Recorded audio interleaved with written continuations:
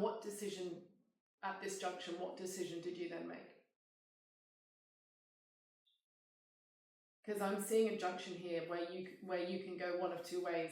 You can clean up and try and redeem yourself or do something good with your life, or you can continue on down that path. I made the wrong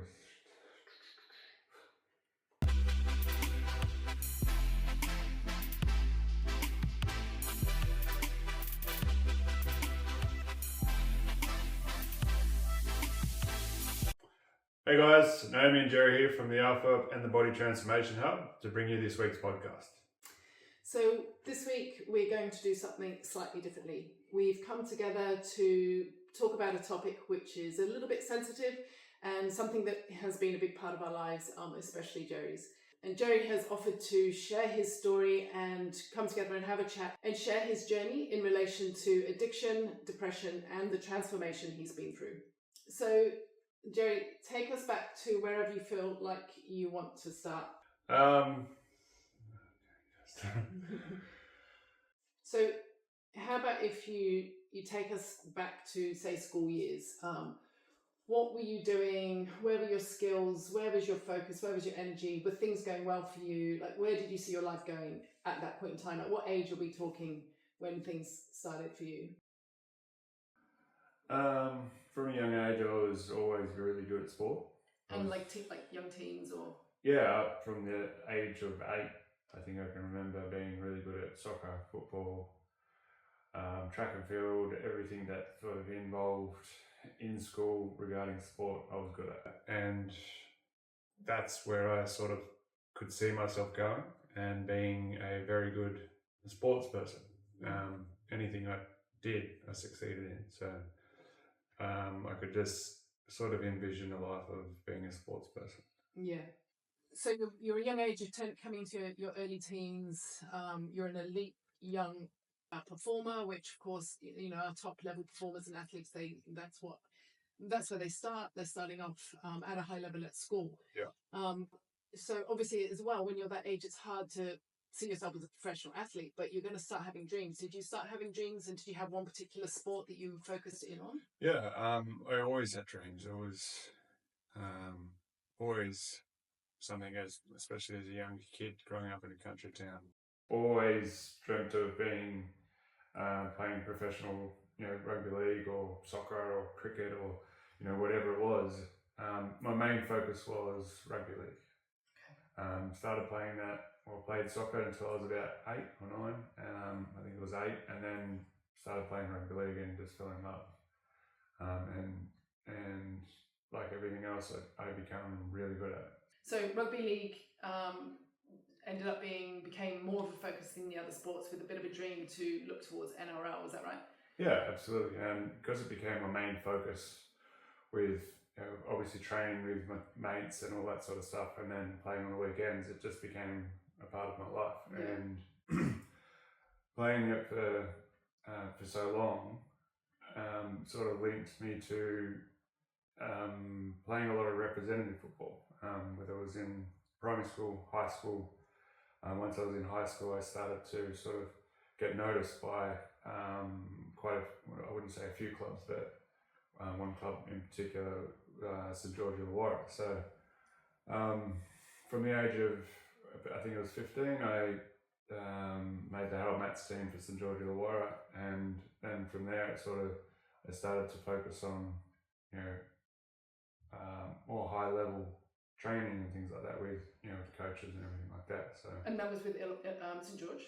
Yeah, the Steelers are part of the same sort of club. But. So is that where your training then stepped up to a higher level, and you were considered to be focused more on your training as an athlete with a purpose of making it in the teams? Yeah, absolutely. And it became more apparent that you had to, if you wanted to make it to being a professional player or rugby league player, you had to really focus on training and everything that involved training.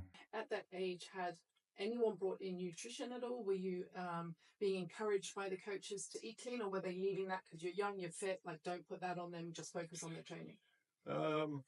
It was sort of spoken about, but you would get your food when you would play, bananas and sandwiches and things like that. But what you did outside of training or anything like that. That wasn't focused on, which was for me very hard. So tell me a little bit about how did you go with that journey with St George, and why was that hard with the sort of the food nutrition side of things, or outside of training? What happened for you there?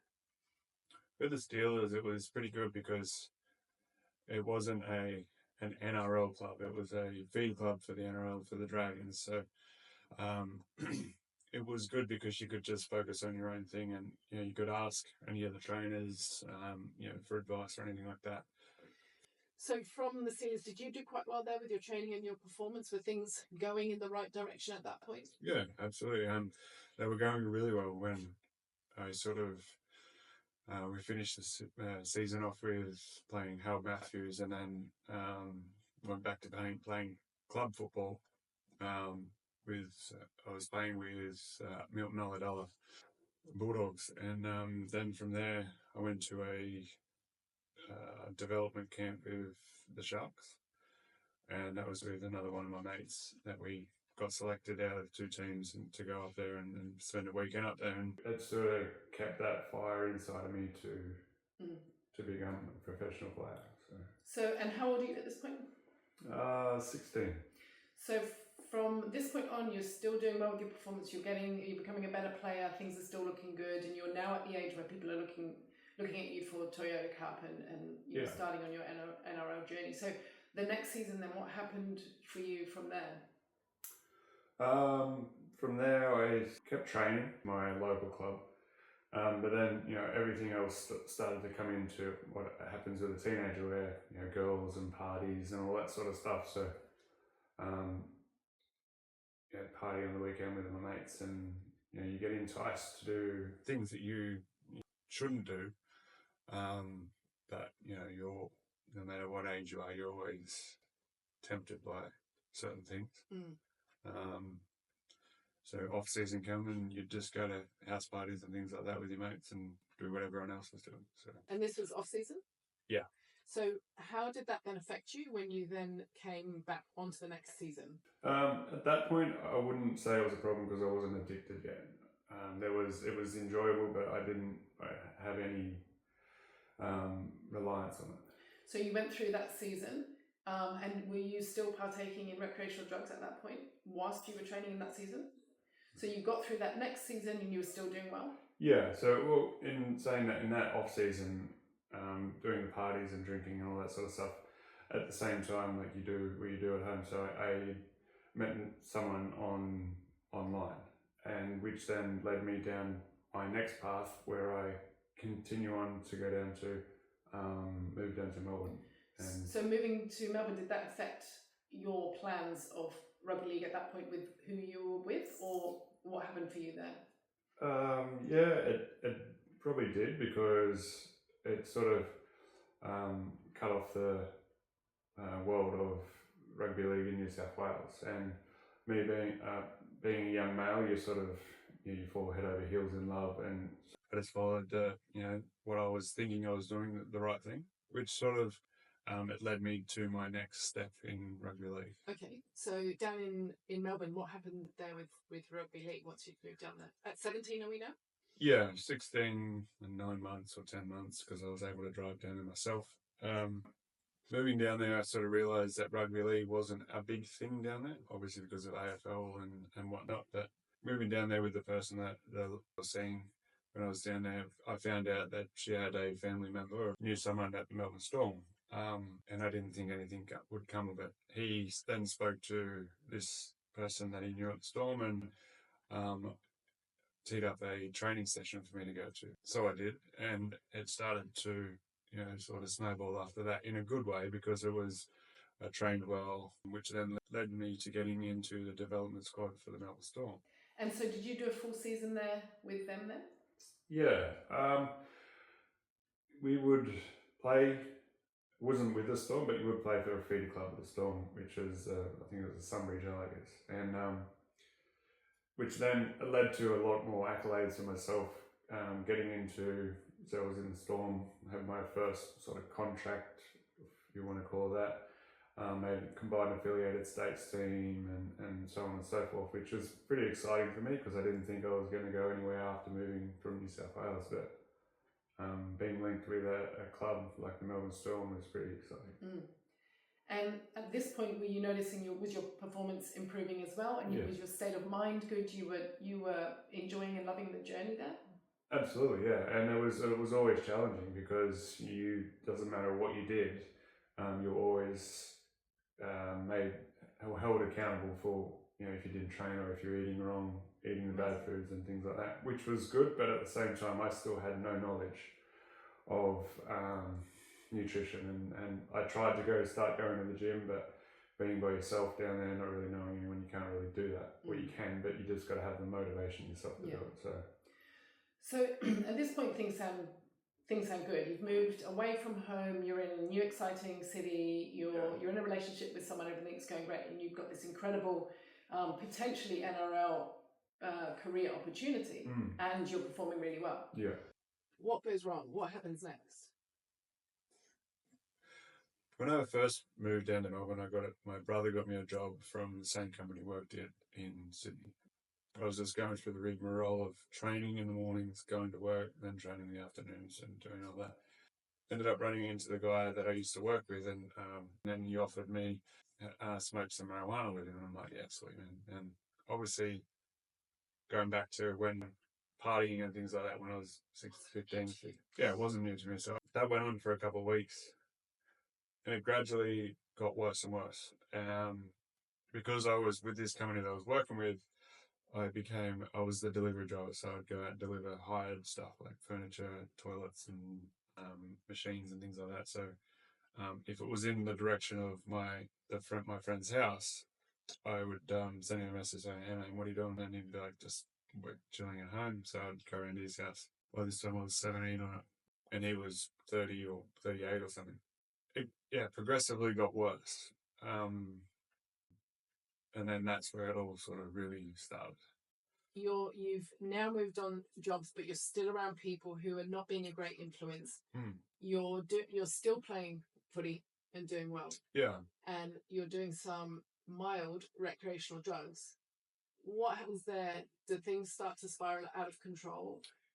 Yeah, that's where things got really bad. You'd finish work on Monday to Friday, on Monday to Thursday, and you'd stay there and have a few beers and whatever. And then because I had to drive past my mate's house, we would leave at the same time. I'd stop at his house and smoke some marijuana and head home.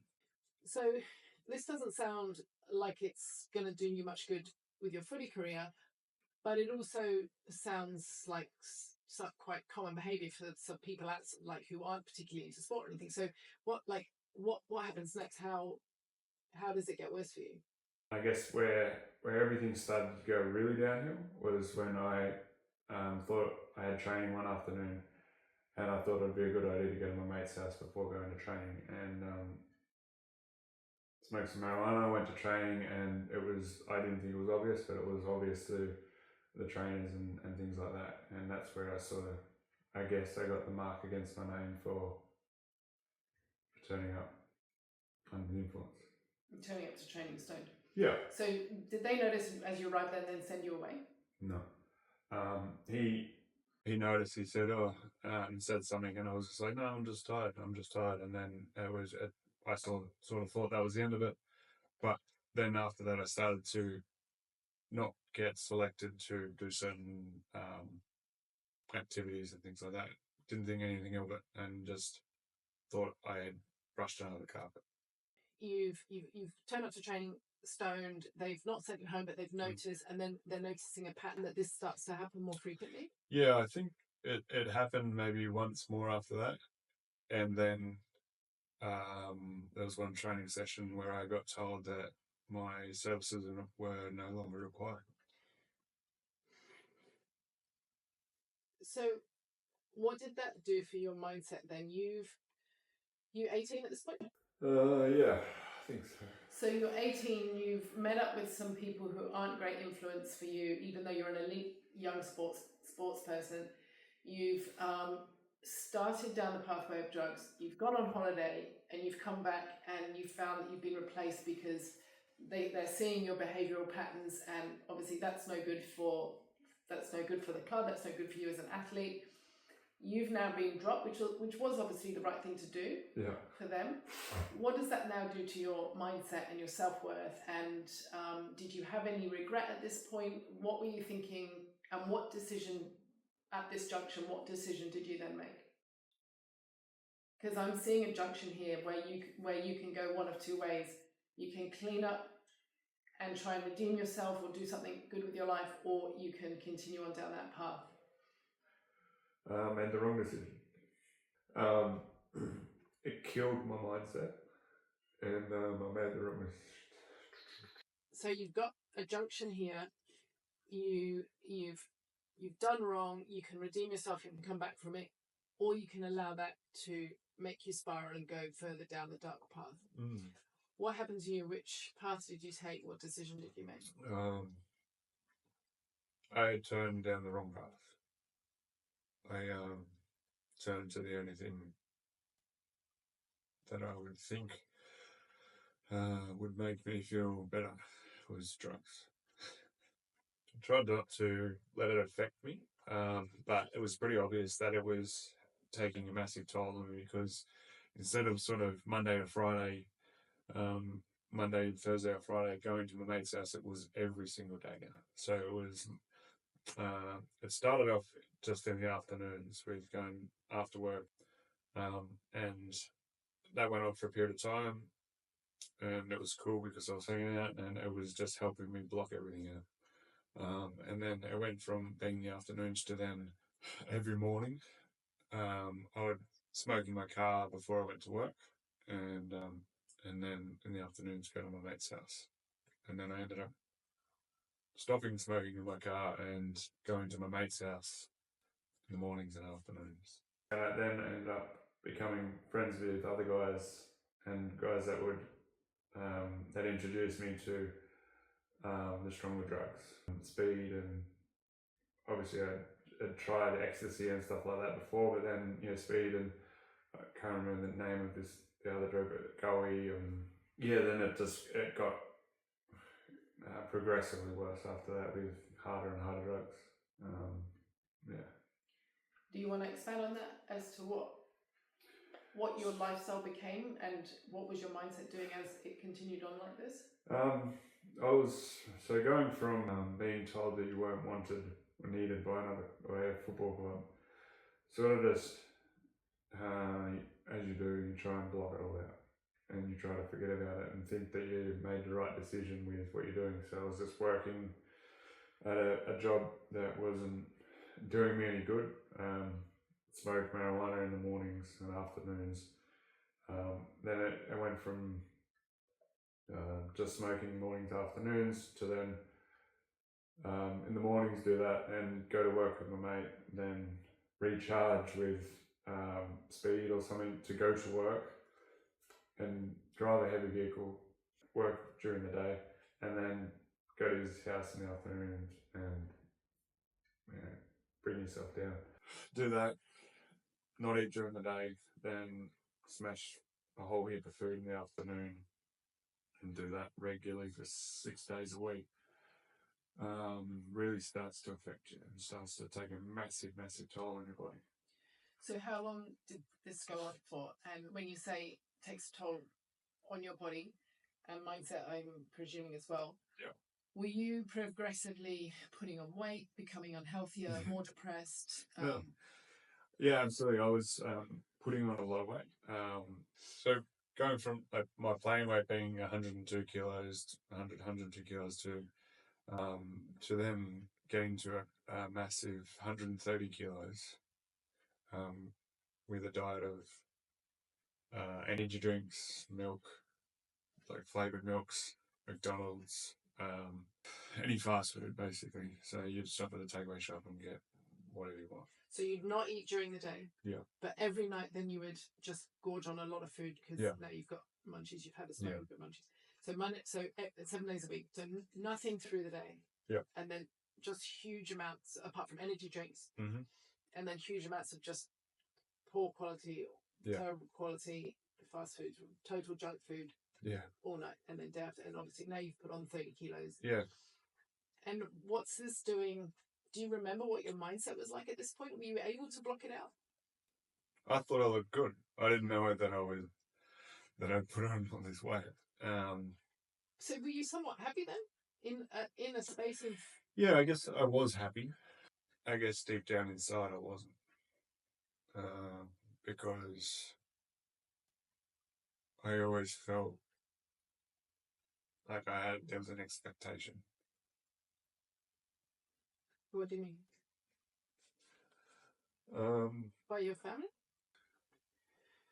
So you were kind of trying to trick yourself into being okay, being happy, but deep down you're saying subconsciously you felt like you fell because of a label that your family expectation had on you. Is that what you mean?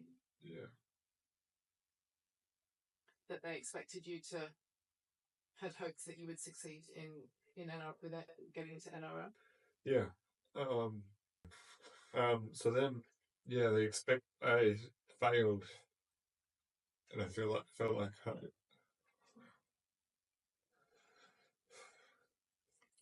I'd let my family down. Did you stay in Melbourne much longer? What happened next over the next few years whilst you were down there? Yeah, it just got worse and worse. So I ended up getting another job to support myself with the amount of marijuana I was buying and other stuff, which was also, and then I went to a peak of taking so much and earning a lot of money, and then buying myself a really nice car. It was one afternoon, I think I was going to visit my mate to go and smoke marijuana, and I was driving my new car, my new ute that I had, which I stupidly was trying to race someone on the Eastern Freeway and ended up spinning out and riding the car off. I guess nearly dying, but getting the insurance, so then I owed $60-something thousand to that. Didn't want to go to work because I was ashamed that I didn't have a car, so then I wasn't working, and then things were going wrong with my partner, and went downhill very quickly. So then I turned to drugs more, and wasn't talking to anyone, wasn't voicing my sadness or depression or anything like that, and just was putting it up front to showing everyone that I was okay.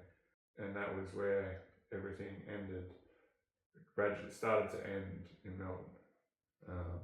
So at this point, you're quite a bit of a mess financially, mentally and emotionally. Yeah. Your health, you're now pretty well addicted Yeah. to these drugs, and your dream is broken, having lost your NRL opportunities. And you then leave Melbourne and come back for a short period of time before you move to the Northern Beaches with your brother. Was there some reprieve and some comfort there as you come back home before you moved on to the next stage of your life? I guess how I saw the comfort was turning to drugs again. So just recreational, because you really felt that addiction, or you were still trying to cover the pain? Cover the pain, because this is the place where I left when I was at a high level, and then going back, looking how I looked, and not having anything to show or to be the person that everyone thought I was going to be. It was to hide the shame. Yeah. I then again thought I could escape it by moving to Sydney, which is where everything got really bad. So you moved to Sydney to try and heal the pain at the point that you're at this point, and you do have the support comfort of your brother, but your behavior hasn't improved so much. So you bring him some challenges, and then you find yourself moving out on your own. What are the circumstances for you like there with the new people that you meet? You start a new job, you meet some new friends. Like, are you at a point now where you can start cleaning things up and improving things for yourself? At the start, I made progression because I had to start to learn how to pay for my own stuff, pay for rent, pay for food and all that sort of stuff. And and then sort of with the person that I was working with, this one afternoon where he mentioned to me, "Oh, have you ever smoked before?" And it just, from leaving Sussex to this point in time, I hadn't touched anything, so I was doing pretty well. But that just, it's like it triggered the addiction that I had from Melbourne, and I said, yeah, heaps. And as soon as I had that one that afternoon, it started me on a roller coaster down. So all my pay ended up starting to go to, supporting the drug habit again. And this person I was working with had connections to get really anything. So it was scary because there was weeks there where I owed 3 or 4 weeks in advance, weeks rent, and I couldn't pay it because all my money was gone, and I'd live off a certain amount of food a week, or I would go home late at night and eat my people at the house that I was sharing with, eat their food because I didn't have anything. So have you brought with you the $60,000-$70,000 worth of debt? Yeah, that was another thing that I thought I could outrun was, the car debt, the TV debt, fines and all that sort of stuff, which I was just ignoring calls and letters and things like that. And I thought because I'd moved states that nothing would come of it. And so then, everything led me to a path of trying to hide, trying to get out of paying money because I didn't have any, which then led me to like the really hard drugs, which was like ice, cocaine, ecstasy. Never touched heroin, but everything else I did. And same sort of thing at work, go to work, get on a high, finish work, come down. But this was worse because it was Monday to Sunday. And then Matt got to a point where couldn't pay rent, hadn't paid rent for a long time, and the lady that I was the landlord, she ended up, it was really nice, but she said, "You've got to move," because I wasn't paying rent. So ended up looking for places, and I found a nice place in DY, but I didn't have any money to pay for the bond or anything. And I forget, it was on my phone. I was looking at the place and I sent a message to the person and they didn't reply, so they responded the following day and set up a time to come around and have a look at the place. And obviously, me being me, I was smoking, I think, marijuana that afternoon, so I turned up to check out the place and met yourself, and had a look at the place and was like, "Yeah, this is sweet," and went away and waited for the response, and then somehow I got the place. So to put this into context, I lived in that apartment, and I was a friend of mine owned the apartment block, and my role to help her out, because she didn't live there, she didn't live nearby, was to show new people around. And I saw you at the front door, probably fell in love at first sight, and asked her to approve asked her to approve the rental application, which she did the next day, and you moved in 2 days later. Yeah. And 1 year later we got married. But at that point in time, you're in a little bit of a state. You are physically stoned, which I did not realize. And you then move in. We hit it off and get on really well. But little did I know any of this that had happened. I haven't come from a background of drugs, quite the opposite, coming from a background of athletes in the family, which you were as well, but I had a very supportive family, a very well-educated, healthy family with a background of a strong faith. So for me, quite the polar opposite upbringing, which may have been what saved you in the long run because of perhaps my way of looking at things and of looking at your situation. But at first I didn't know anything about this situation, of course, so I'm just admiring this guy that's turned up and that's moved in upstairs. Yeah. But maybe here also gets a little bit more difficult for you because there's now a girl in the picture, and what do we do from here? So what happens for you at this point moving forwards? One side of it was great because I was first time being able to sort of really feel normal with another person after being down in Melbourne. And now, but then the other side was not being able to feed my addiction as regularly as I wanted. Then I started to find it very hard because I couldn't do what I wanted, couldn't go out and buy my drugs when I wanted it, and I felt I was feeling very guilty. So then I thought I was doing the right thing. How you saw it, everything was great. But when I come in with a bombshell and said I couldn't do it anymore, and I wanted to break up, because I thought I was making the right decision because I was protecting my addiction over protecting my health. And so I left, and which now obviously I know I left, and it absolutely ruined you. But I didn't know any better because I just went and started feeding the drugs again.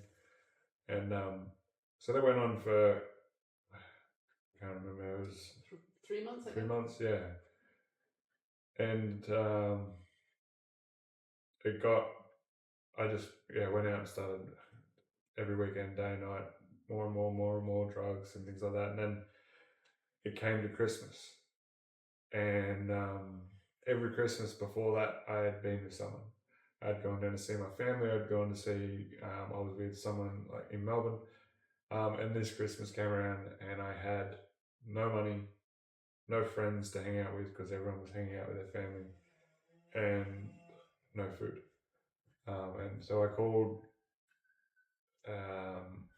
my mum, and because you and her were in contact when we first got together, and I asked her for your number, and she thought I was going to call you on scream at you, but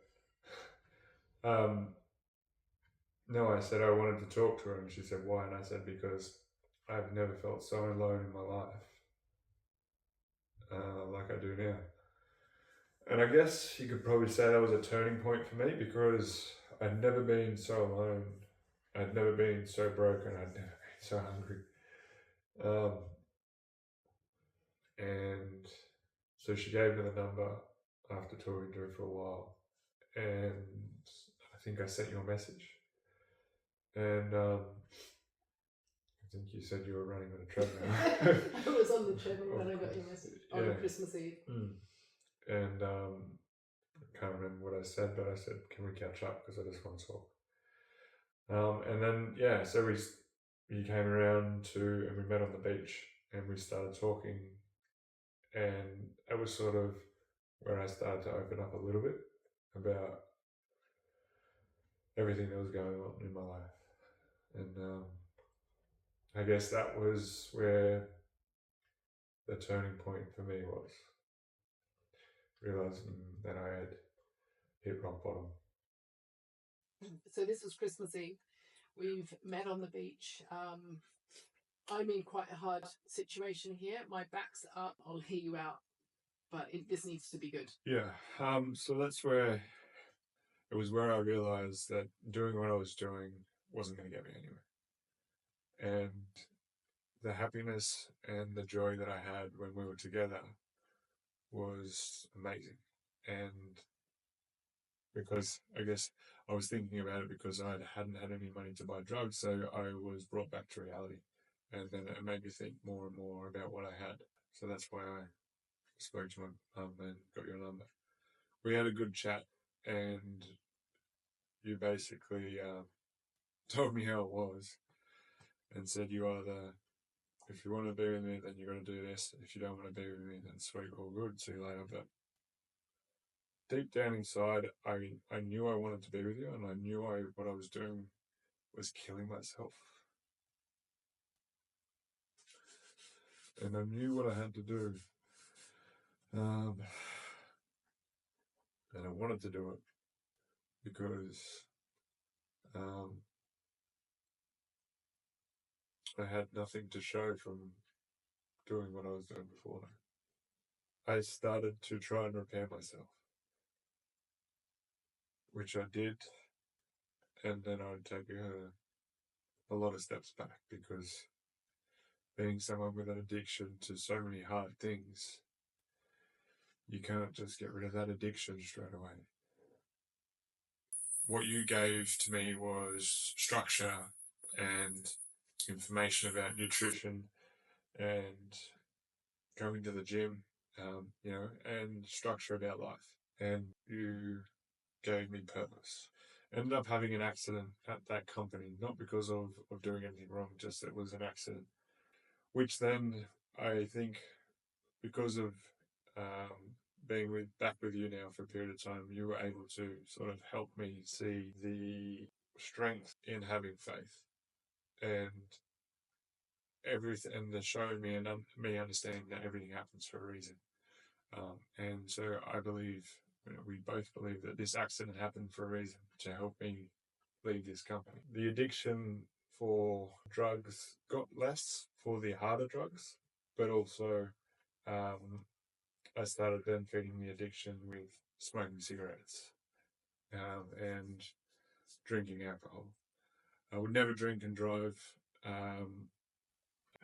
trucks or cars or anything, but the addiction for smoking cigarettes became really bad.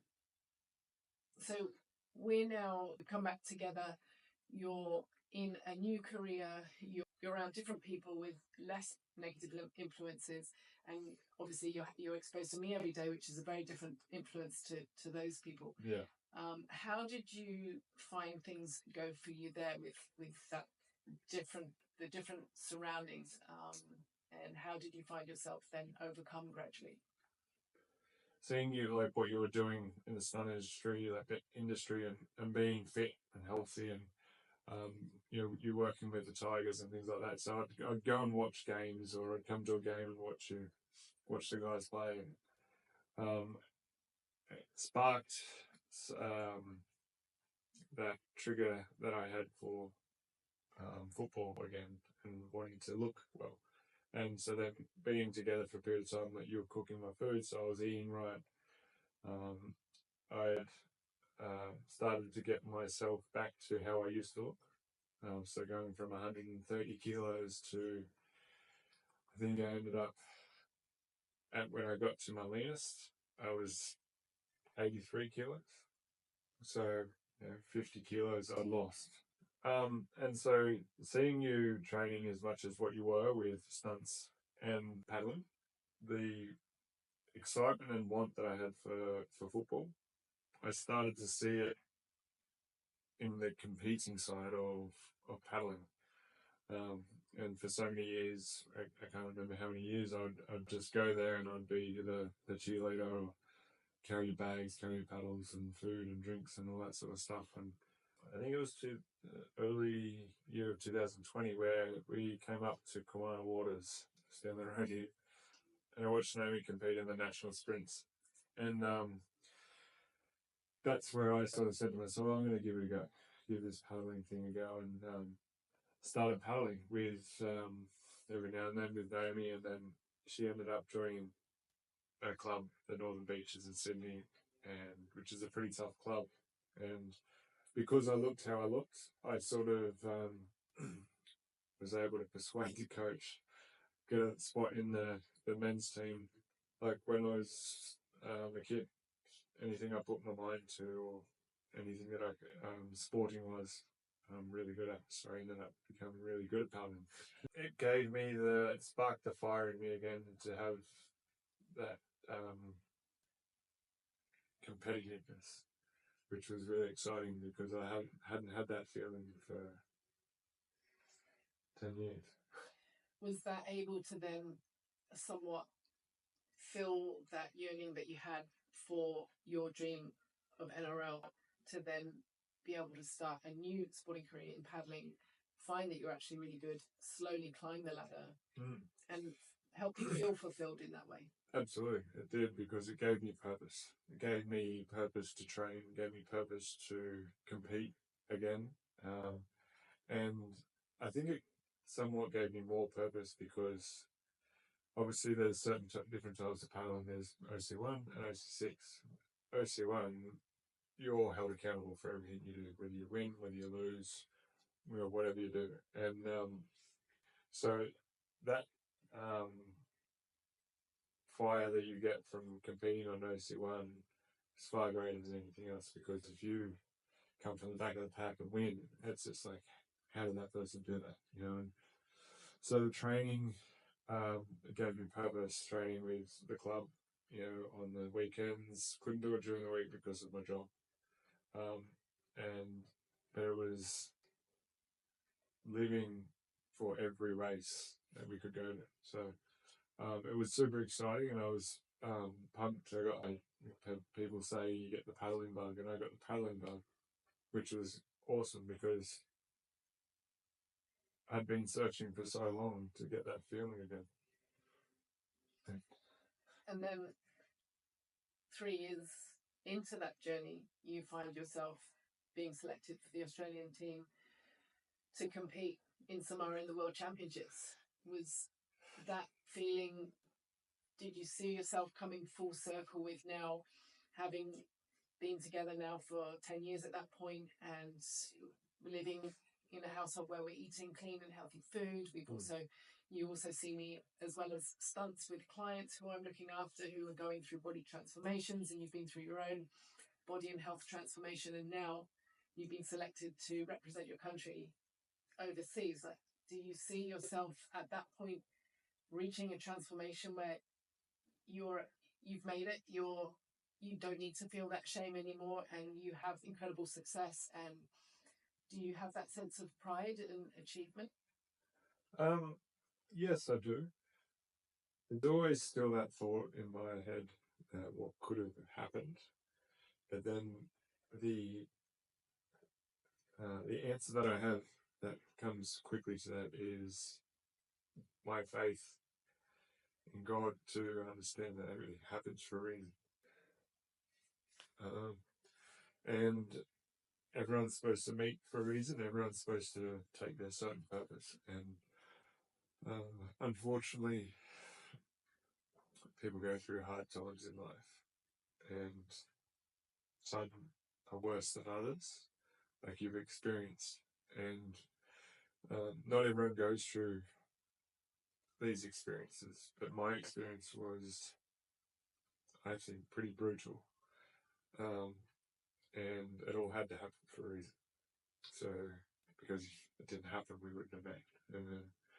But to see that I had gone from pretty much nearly being homeless, not paying rent, living a life of drugs, to now competing in a sport for my country, I guess I could say I felt fulfilled. But it also, doing that led me to then think, how can I grow from here? Where can I go from here? And seeing you do what you do with ladies, helping them transform their lives and things like that, sort of gave me the idea, or you obviously had the idea before I did, to start the side of the company for me. And me going through what I've experienced in my life, addictions, highs, lows, depression, all these sort of things, I know that my experiences can help a lot of people, because there's a lot of guys out there that don't like to talk, don't like to talk about what they're thinking about, talk about what they experience or what they're experiencing. But all they need to know is that there's someone there that's experienced what they've experienced, and they can come out the other side better. So then we created the Alpha Hub, which was, for me, super exciting, and super nerve-wracking for me, because never in my wildest dreams did I think I'd have my own business in the fitness industry. So doing what I do now, I absolutely love, because it's helping and seeing other guys that experience what I experienced and seeing them transform their lives. It's pretty nice. So, and also working for myself now, it gives me the opportunity to give my training and paddling 100% attention. So, which I've noticed has let me forward quite a fair bit in competing with people around the country. So, if I can keep doing this and keep helping people and keep helping guys get out there and telling them that they're not alone about what they're experiencing, I know what I can tell them will have a really big impact and what I can help them with. So. Well, I think your story is incredibly inspiring. It's obviously incredibly emotional. Mm-hmm. But what stands out to me more than anything else is there were so many moments there in your story where you might not have made it, where something could have gone badly wrong, leading you to not be here today. And obviously, there was a reason you were meant to be here today. And if you can help one person and save one life or turn one person's life around, to me, and that in itself, to me, is a reason for you to feel so proud and fulfilled, and the reason to be here. And I'm sure it's not just one person. There'd be all of your clients that you're working with to transform their physique and their mindset, but to anyone else that you do come across whereby you're changing their heart and their life going forwards, to me that is saving a life. And for me, I just hope that you feel proud in some way of that, and can continue doing that going forwards to help more people to achieve that as well. Absolutely. Yeah, there was quite a few times that was very scary because I don't know how I got through it, but I know I say to everyone and anyone that, if it wasn't for you, I wouldn't be here. And you gave me purpose. You gave me another career, another thing to focus on. And if I can pass that on and help someone else, another guy or someone else that's facing addiction or depression or an addiction to any substance, if I can give them that help and help them get through life and show them that the grass is green on the other side, I know I've achieved my job. And with the guys that I've helped so far, it's so uplifting and so nice to see and feel and hear their compliments and their words that they say when they didn't think it was possible. Yeah. But living proof that it can be. So, it's very special. Thank you so much for opening up today. It's obviously very private and personal story that I know you have always been very open to sharing. This is a very different platform to share it on. I think that us doing this, like I said, if it helps one person, I think it's done its job, and if hopefully it helps more people. Yeah. Thank you guys for joining us on this very raw and real podcast today. We hope that this has either helped someone in some way, or if only just inspired you to know that no matter how dark and scary things can get, they can get better. Yeah, so, and to any guys out there, no matter how hard you think it is to talk to someone or to talk to, whether it's your partner, your mum or your dad, or even your sons or daughters, there is always someone to talk to, no matter who it is. And your mates are probably the best ones to talk to. My email's on the website. Send me an email, send me a message on Facebook, Instagram, YouTube, whatever it is, and I'll respond straight away, because I have a special place in my heart with people from addiction that struggle with addiction and struggle with so many other things. So if you ever feel that you need to talk to someone, hit me up. I'm here to talk.